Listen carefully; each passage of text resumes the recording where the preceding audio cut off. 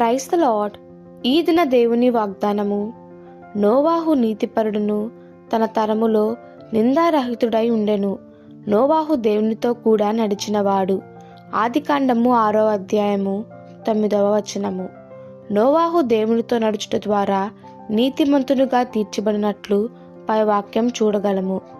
దేవునితో నడిచిన నోవాహును ఆయన ఆశీర్వదించకుండా ఉండగలడా? అతని అవసరాలు తీర్చకుండా ఉండగలడా? ముదిమి వచ్చే వరకు నిన్ను ఎత్తుకున్న వాడను నేనే అని వాగ్దానం చేసిన దేవుడు నోవాహును తన కుటుంబమును జలప్రలయము నుండి తప్పించి అతని ద్వారా సకల ప్రజలను ఆశీర్వదించెను. దేవునితో నడవడం అంటే ఏమిటి? ఆది యందు వాక్యముండెను, వాక్యము దేవుని యందుండెను, వాక్యము దేవుడై ఉండెను. ఆ వాక్యము శరీరధారి అయి కృపాసత్య సంపూర్ణుడిగా మన మధ్య నివసించెను. ఆ వాక్యమే యేసయ్య. యేసయ్యే వాక్యము.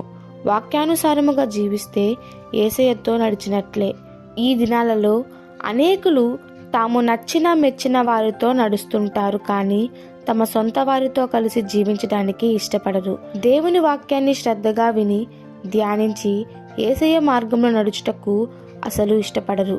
కారణము, వారిలోని పాపము వారిని ఆ దిశకి నడిపిస్తుంది. మరి మనం ఎవరితో నడుస్తున్నాము? యేసయ్యతో మనం నడిచినట్లయితే అపవిత్రత మనలను సమీపించదు.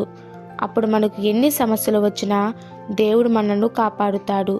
మనం చూస్తుండగానే మన శత్రువులు సిగ్గుపడతారు. కావున మనము దేవుని వాక్యానుసారముగా నీతిని అనుసరిస్తే ఆయన మన ప్రతి ఆపద నుండి మనలను తప్పిస్తాడు.